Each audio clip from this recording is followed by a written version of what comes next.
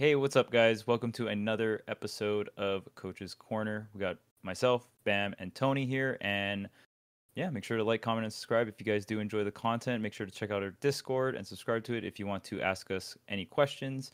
And I know we got a question right now. Tony, why don't you let them know what the question is?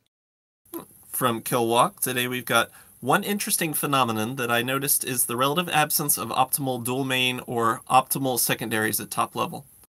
I love theory crafting and have been through like 8 mains at this point, but I always loved the idea of an optimal lineup to be any character. I see some mid-level or high-level players theory craft the same way. However, at top level, this is something that is almost nowhere to be found. To the extreme, I can imagine someone that is relatively solid with any character and that picks the worst matchup of their opponent, but I've never seen anybody do this either. The ones that fit this profile the most are maybe Bloom Forever, Rizeyasu, or Abadango. What do you think explains this observation? Well, I guess I'll start. I feel like at top level, you're not really counterpicking characters. Like you are at a certain point, but I feel like it's more so counterpicking players with their characters. Like it's more of, oh, like Sonic's Sonic. I need a way to defeat Sonic's Sonic, right? Or it becomes more specific, and that does cover some of the other Sonic players, but there's no other Sonic player that places as well as Sonic's or as as consistent and high as Sonic's. So I think Steve might be a little bit more of a universal thing where you kind of just need an answer to Steve. That's more of a character thing because Aquila and Mia both have a Steve, right? So you're going to be fighting different types of Steves, and it's not just a specific player. But Light, for example, is probably a better example than Sonic's because I think the gap between, or actually, there's Kananabe and Passeriman, but kind of like Sonic's, you need a specific answer for Light's Fox, right? Because Light's Fox does many other things that other foxes don't. Um, but yeah, I just feel even when we look at Spargo, right? Like Spargo just kind of picks characters and it's like, oh, okay, well, I need this certain toolkit, or maybe I just want to throw a curveball. So that's what we see more so in top level play, but we do see a lot of duo maining. I mean, we have the two best players in the world right now duo main. So we have Mia on the Game & Watch and the Aegis, and then we have Aquila on the Steve and oh no, well, it's my bad. Mia on the Game and Watch and Steve, and then Aquila on the Aegis and the Steve, or yeah, Aegis Steve. So, I mean, both of them have Steve on their lineup, but I feel like it's just okay. Well, what other matchups can my Steve not take out? Or for me, it's like the exact opposite. You're kind of just looking for different toolkits. I don't think you necessarily need an optimal spread of characters because you still have to enjoy the character for the most part because you want to have motivation to play the game as well, right? So I feel like you are your pool of characters when people think of optimal dual mains, they're assuming the pool of characters is the entire roster. So I think that's the one flaw because once you start forcing yourself to play a character just because they're broken, then you might not play the game as much, which is a very big deal, right? And if there was more on the line for Smash in terms of just actual prize money and stuff, we might see people do that more often where it's like, oh, well, I really hate playing this character, but there's 100,000 or $1 million on the line. Like I will force myself to do this because it is worth the time I'm putting into.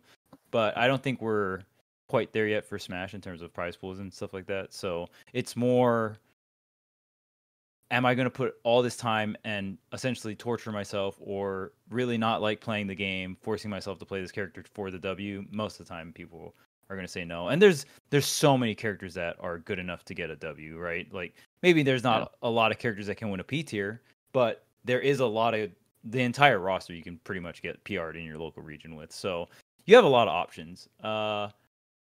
As someone who has previously kind of dual main at a certain point when I competed in Ultimate, I would switch between Fox and Wolf, and they don't cover each other's bad matchups very well. But it's kind of just like, oh, do I want more floatiness? Do I want to be in the air more? Do I want a bigger nair? Right? Or do I want more ground speed? I think it's more so just looking and understanding what tools you enjoy playing with. And then from there, being like, okay, well, in this matchup, do I want like a crazy burst option or more grounded movement speed? Just being able to put all those tools in different compartments and choosing which one you want to go with, I think is the main idea behind dual maining. But we are seeing success, and we've also seen success with solo maining. I think there was an era, especially when Aquila was just on the Steve, where we saw everyone just solo maining, and then now it's kind of pivoting back towards multiple characters depending on the matchup. So matchups are getting developed, and I mean, I guess Aquila feels like he has to go Aegis versus Mia just because Mia has labbed that specific matchup out so well. Mm-hmm. I think Game Watch also just has like a great amount of tools against Steve. Reflector, falling up air to not really respect Anvil, or you can like throw out a hitbox and get out of the way of Anvil and Minecart, right? So there's a lot of different things Game Watch can do specifically for that matchup. But yeah, Bam, what are your thoughts on dual maining and I guess the science behind it and trying to pick optimal pairs? Because I've thought of all, like, I think Fox Game Watch is a really optimal pair because Fox struggles against characters that he can't really edge guard, or so they kind of bypass that weakness for the most part. But Game Watch blows characters off stage, right? So it can be Mm-hmm. as simple as that, where it's like, oh, my character can't edge guard, but I play this other character that can edge guard. So in matchups that I can't edge guard with my main, I can just switch to this other character that I can actually edge guard with. It can be that simple. Yeah. So I think so. Interesting enough, I think it's like two things. I mean, obviously, I agree with a lot of what you said. For me, like, I mean, like, you know, we said, what's it called? Wow, I'm forgetting his name now. But I think one of the big things is when we're looking at dual mains, characters aren't usually going to have just like their matchup spread, right? You're usually not going to find characters who are exactly 50-50, right? So I think that's a big thing automatically from there in terms of like their winning matchup spread versus their losing matchup spread. So odds are you're going to have a character that probably has a better matchup spread, right? As one of those characters that you play, which means you're going to play that character more, means you're going to have more experience with that character. You know, if you have one of those characters is probably going to have a better matchup spread versus the meta characters, which means you're probably playing that character more, right? And so I think just from those things, you'll often see people. There's some people who generally are trying to dual main those characters and they like try to put in the level, but just because of just how it falls, right? They're probably going to play this character more, so they're going to have more experiences in this character more, and over time, that character is going to be perceived probably more likely like a secondary, right? That's just kind of like how it goes. You know, like, and usually if you're playing at that level, right, you're trying to play a good character, right? So you're probably not looking for someone who like, oh, this character loses to half the cast, but wins this half, and then this character loses to half the other class, but then plays this. Like most people just aren't going to do that. They're just going to pick a character that is good to the point where they probably are winning, like over most of the cast, right, or something of that nature. So I think that out the gate is going to make that harder, right? Then you're going to see things like I guess on that point we don't really have that much duo mains. Yeah, right. I guess I kind of like yeah, I was thinking more along the lines of secondaries because that's more common, but yeah, we don't really have a lot of 50-50 or close to 50-50 dual mains. Right. And so like I think that there's like kind of an illusion with that like idea in the first place just because of those things, right? Like there's just like things where it's like odds are it's just like you're going to be leaning to one. There's not going to be this true 50-50 off like in the first part, you know.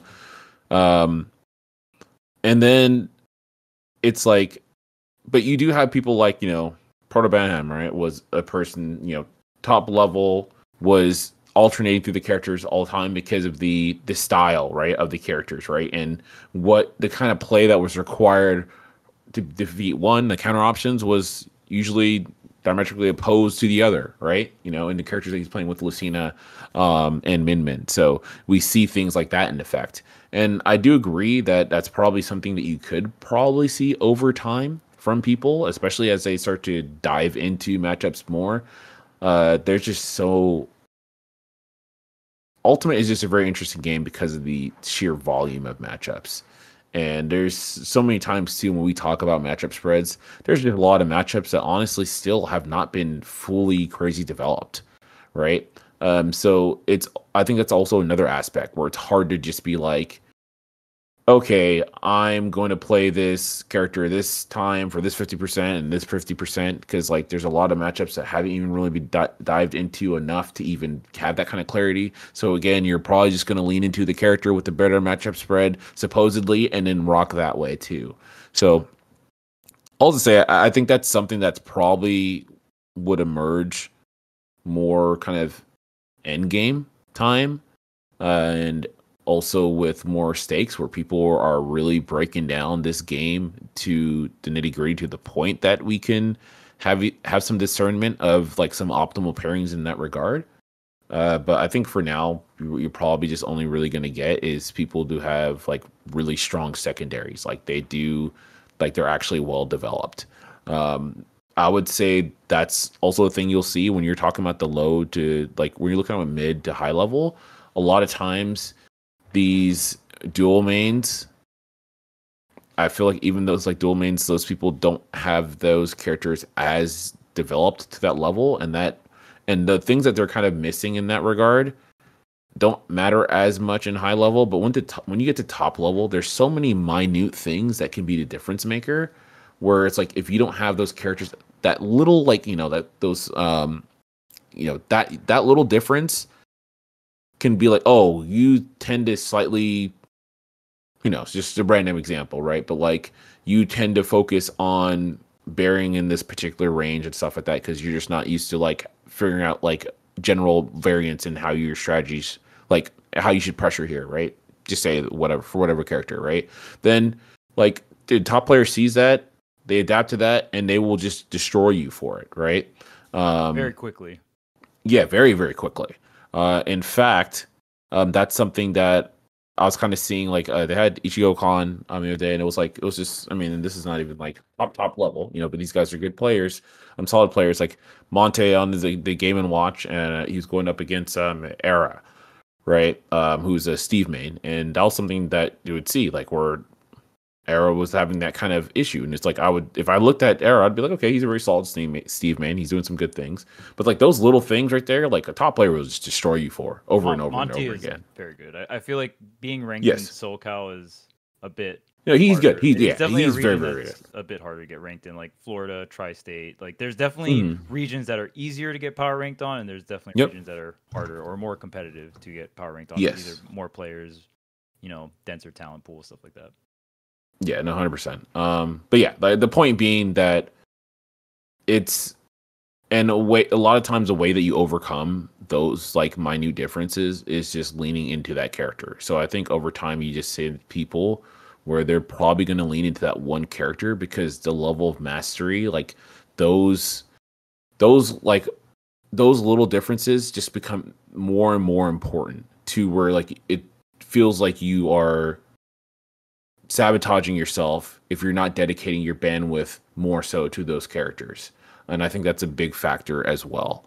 So I think the idea of a dual main is just something bandwidth wise is a lot. I think especially right now in the current stage of the game, despite Ultimate becoming more and more a solved game, there's still a ton of things that need to be discovered, matchups that really need to be learned, and really broken down at the top level in a consistent basis so people really develop things. I mean, heck, man, even today, or yesterday, seeing Ouch play against Big D, right? And the way that he was playing against him and how he, dealing with Squallhammer, right? At a top level, and you can do the it appropriate with times for him too. Like I've seen Ouch go so many different characters versus Big D and win. Yep. I think he's even gone Fox and won with Fox. Like he just knows the Ice Climber matchup. He knows the matchup, right? He knows, but like, dude, who's playing that matchup at that level, right? Consistent to the point where you're going to have that. Like again, there's just so many matchups like that in Ultimate that just haven't been played either to that level, right? So it's like it's just hard to make a discernment where I'm like, I'm going to do this character and this character and make that optimal spread. It's just very hard to make that optimal spread at the top level because a lot of these matchups have not been played at that top level to discern that, right? So people just kind of go for the general. I know overall of where we are right now. This character has a greater matchup spread. I'm probably going to lean into this character, and then the matchups that I really have a problem with, and I feel like this character is kind of rough, then I'm going to use this secondary, right? So it's like not really a dual main. And then even that, a lot of times, I always feel that usually if you are playing at a certain level, you should probably just be trying to learn it with that character, because it's important to learn how to overcome adversity with your character in certain matchups, right? Barring it being some absurd matchup where it's like an 8-2 or something. But Ultimate also doesn't really even have that. So that's that also ties into it as well, right? In terms of the general, like, there's obviously way better characters and like worse characters and stuff, but there's also there's not like a 9-1 matchup in Ultimate. So I mean, maybe like Steve like, versus Ganon or something. I don't know. Yeah, maybe, like it's like maybe Steve. You know what I mean? A matchup that Steve can literally jab and then fair you, and then put a block down, and your character can't recover versus the block. Or something. Yeah, and then your character literally can't do anything to him. Like, right. You know what I mean? Like, but like, maybe. Right. But not in a competitive environment. In terms of, if we're talking about characters that are quote unquote meta, mostly being high tier / top tiers, and sometimes a random mid tier, but I just don't see that in competitive. And I am so sorry. I totally misunderstood the question. So my opinion on dual maining, I'm just gonna like do a quick TLDR. It's lost in time. So it's like in the beginning of the game when the game plans were really simple, right? Because game plans now are well developed. So we have had a ton of time. We know what the characters' main strengths, main weaknesses are. Before, game plans were way less specific, so they were a lot more general. And now that they're a lot more developed, it's so hard to dual main. It's like, to me, it's impossible, because you really just need to find a secondary for a very specific scenario. Because if you dual main, that means you have to learn all the matchups ×2. That's a lot of matchups. That's way too many matchups to be evenly spreading. So the way you compensate for that is you have your main, and then, oh man, there's this like one character, or there's this one player that really fucks me up. Like, okay, I'm just gonna go this character and really work on it, and then you hyper focus, and you're like, okay, I only bring out this character if I'm pretty much giving up, or I'm playing against this this other specific character / player, right? Or maybe not even giving up, just being like, man, I'm getting shit on so hard, like, screw it, I'm just gonna throw out this random curveball, and maybe they're not ready for it. You know what I mean? Like, those are the two scenarios you kind of bust out those secondaries or whatnot. So dual maining is very popular and was very doable, I would say, in the maybe first couple years of Ultimate, but past that, I don't know about that. It's so hard, because all the matchups that most of the meta matchups now aren't even fully developed. So you really got to put so much take time. You have to put so much time into developing said matchups. So yeah, no, I agree. One last thing before I throw it over to Tony. I also think probably the closest, I guess, that we kind of see in this would maybe be Riddles. Interesting enough, because of the fighting game characters. He's someone that I would argue that he like almost uses them like in like a closer to, probably the closest to being like a 50-50, right? Outside of what we would see from like Proto Banham, like back in the day, Riddles, right? Yeah, I can't really think of because like players. he generally like, but the thing for him that's really interesting is it's usually like that character was hitting today, so I'm playing Terry, right? And I'm gonna play Terry most of the time. Okay, Kazuya's hitting today, I'm gonna play Kazuya, and it's usually like where like his just what he's like, where his flow's at the time, and kind of what he's doing well and what he's not doing well, right? It feels like if he's hitting the electrics, like the combo game is like really on point.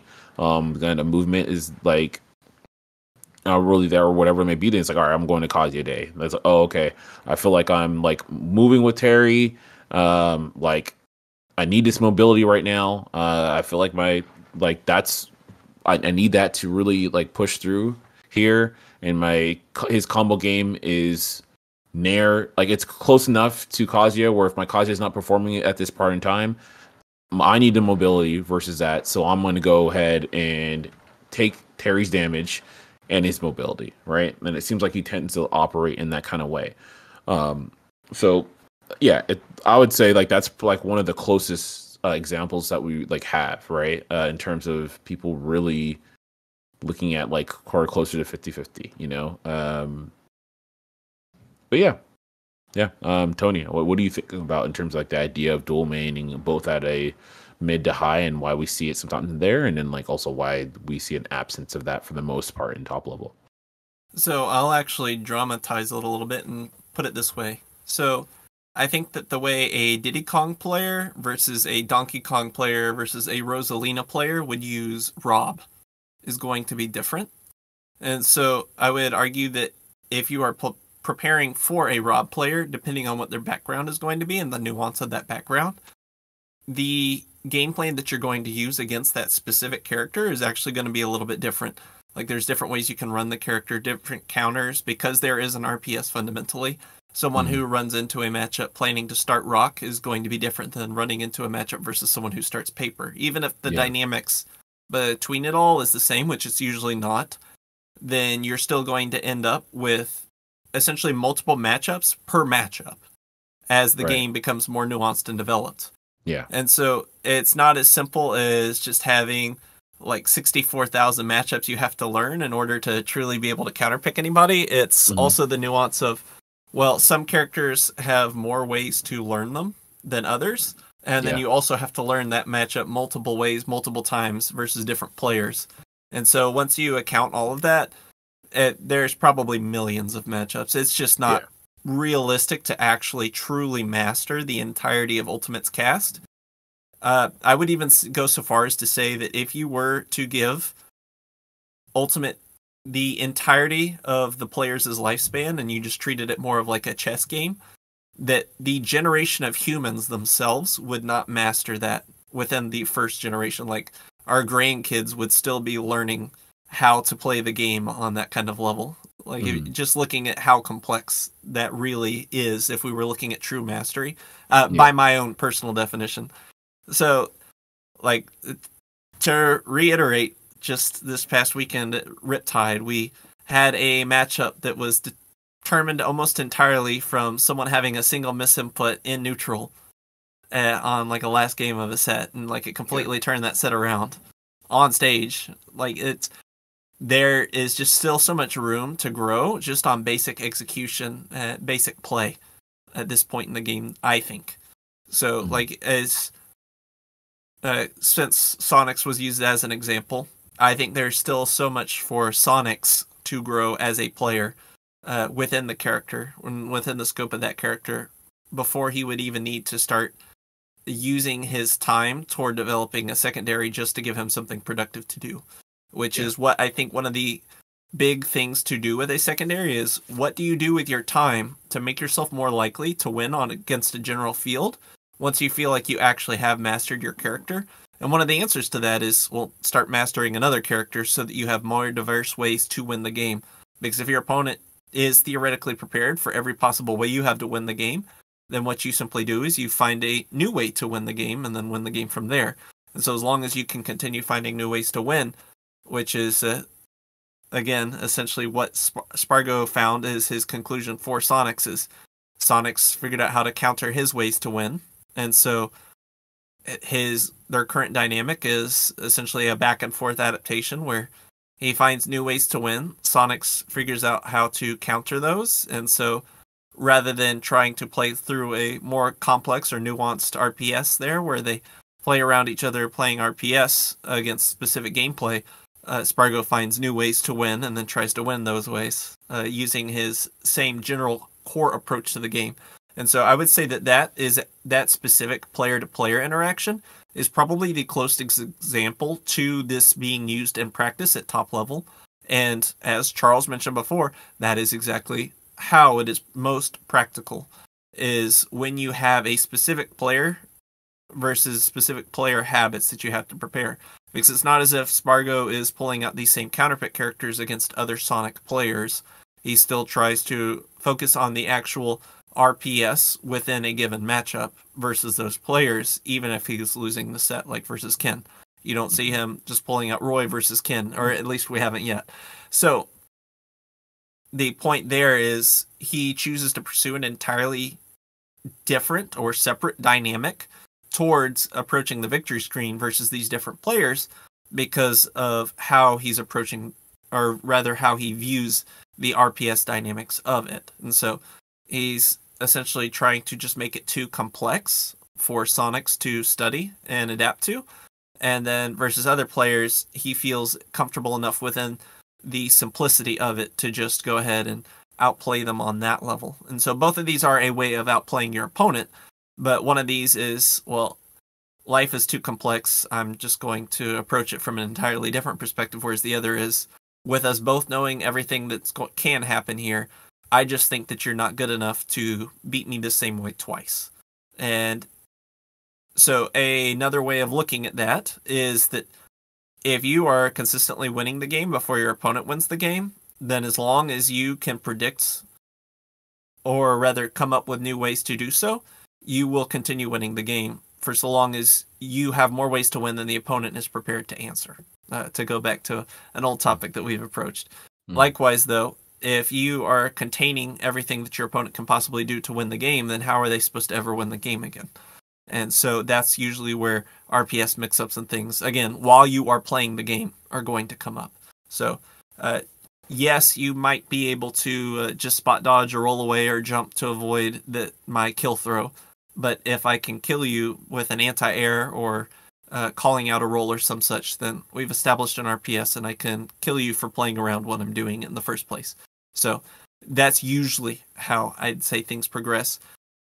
To look at this problem from a different perspective, though, and this is my personal perspective of the subject, is it more important to find a new way to approach a matchup than to establish tools that you're already familiar with? So is it better to play a good matchup not as well than it is to play a bad matchup but play it better because you're more familiar with your own toolkit? Mm-hmm. And in my opinion, you are better off to play a losing matchup Yep. and be the best of your character in that matchup, that losing matchup, than to be playing like the 10th best counterpick player versus someone who's trying to do the same. And I think we do tend to see that, again, going back to Riptide, is we saw Light taking out Mia in what is generally regarded as a disadvantageous matchup for Fox.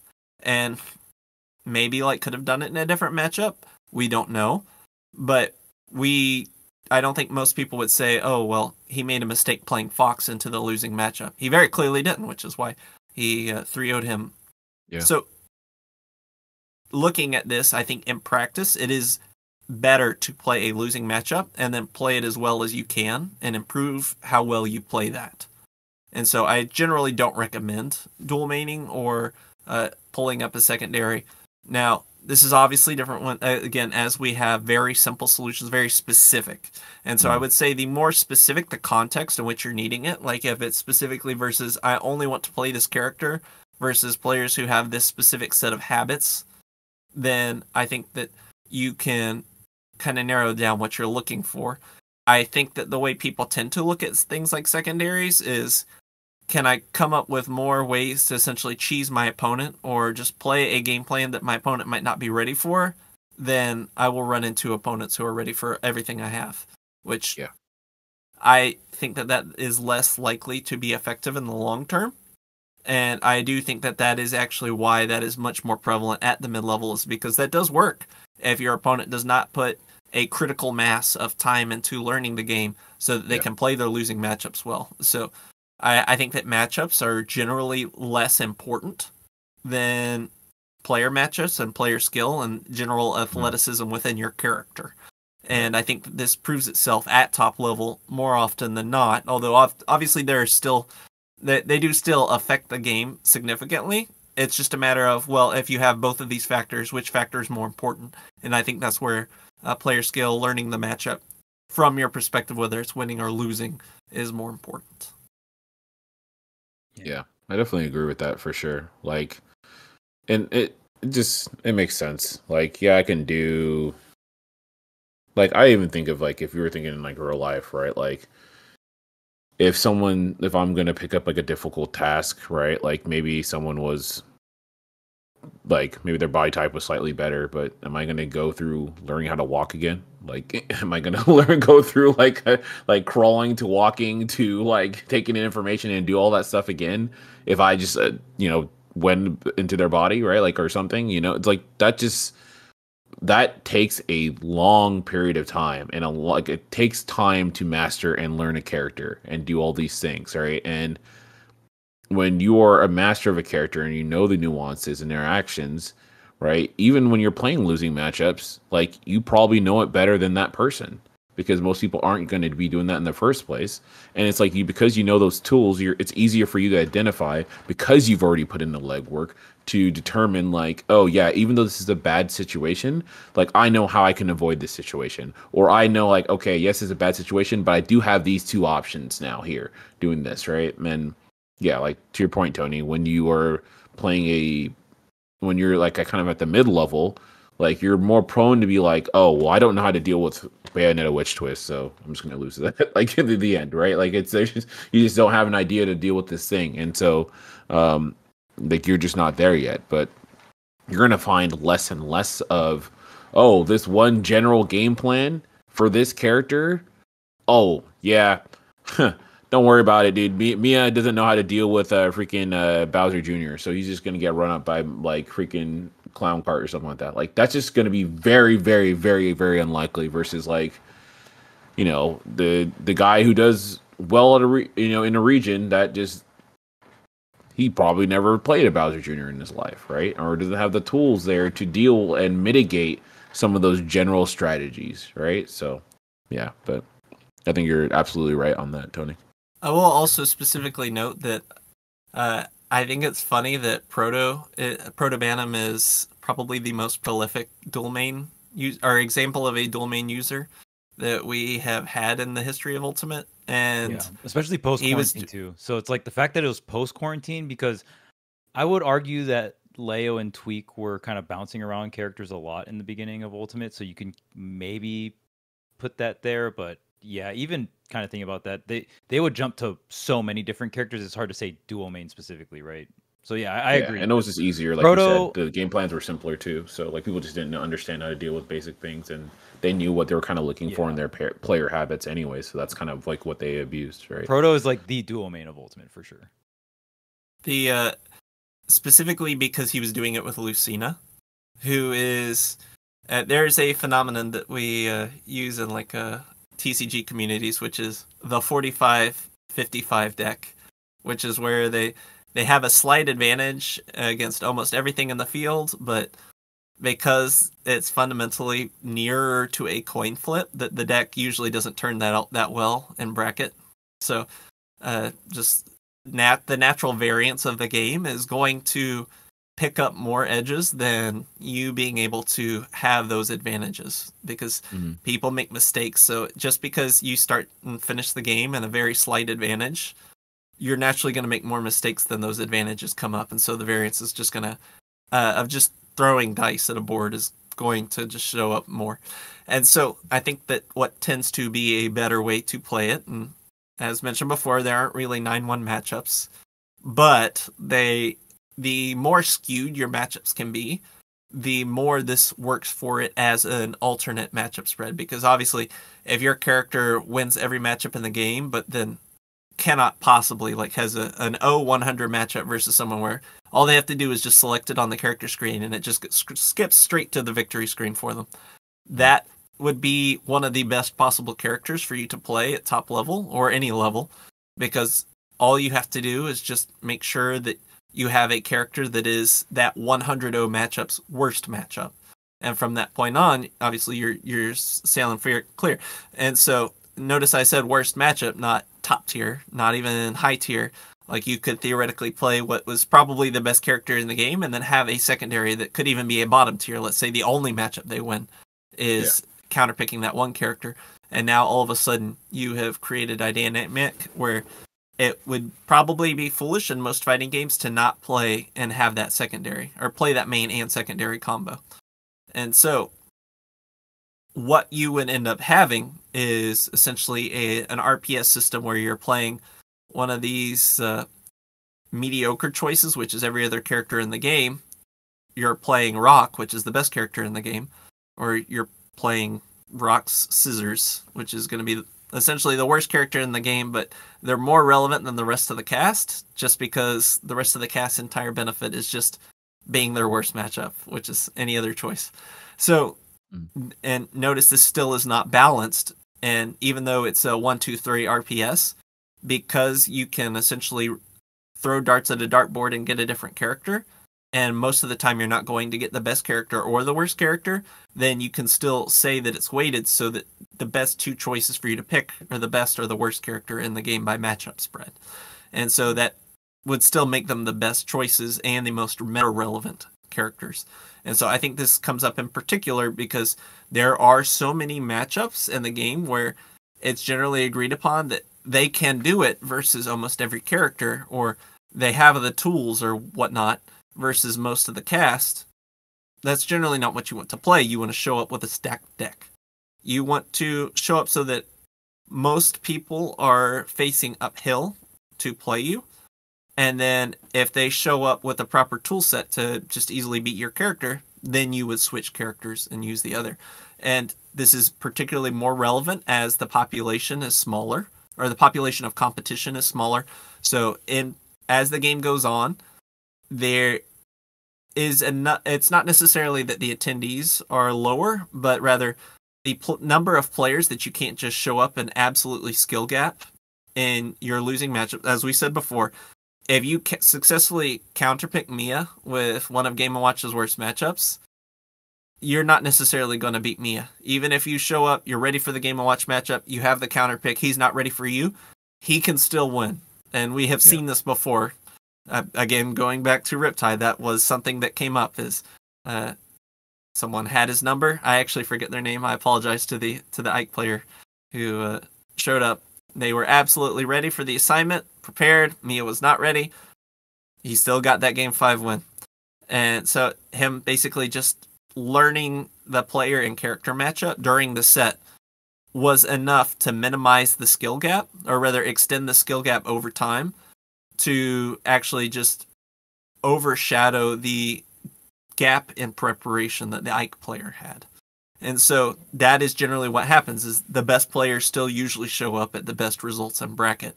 As many matchups as there are, the matchups just aren't as important, and the less experience that you have in a matchup, typically the worse you play that matchup. But there's also diminishing returns on this. And so as the game goes on and we see a larger portion of top players have the bare minimum or floor raised threshold of experience in those matchups, against all matchups, we could say, the less likely you are to catch them with a preparation gap where you're ready for them and they're not ready for you at all. You'll still be more ready for them, but that gap has to be larger than, or you have to be much closer to their level in order to get that W.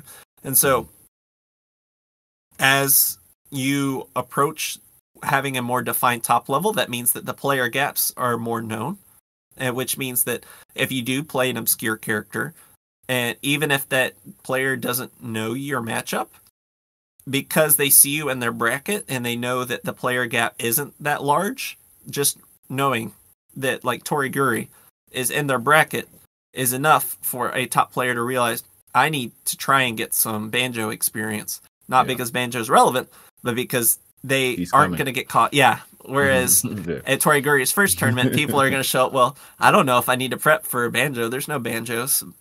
Now you know, listen, there might not be any Banjos, but I'll take a low-level Banjo experience. Let me find out what this character's moveset is. So that, like, that, just the difference between those two levels of prep, they're both very little preparation. But again, getting any amount of prep is better than none, generally. And so that is going to be the more common situation as we become later into the game, just because everybody knows who everybody is. And you're less likely to have somebody pop out of the woodworks having mastered a matchup and then you just have never seen their character in bracket before. That just doesn't happen.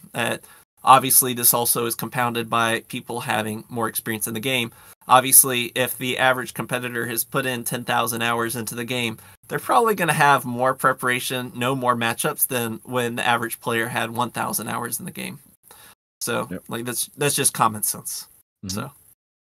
All right, well, that's going to wrap it up for today's episode. I hope you guys enjoyed the content. If you guys did, make sure to like, comment, and subscribe. Let us know how you guys feel about dual maining, if it can work in today's age, if it's more of a ancient art.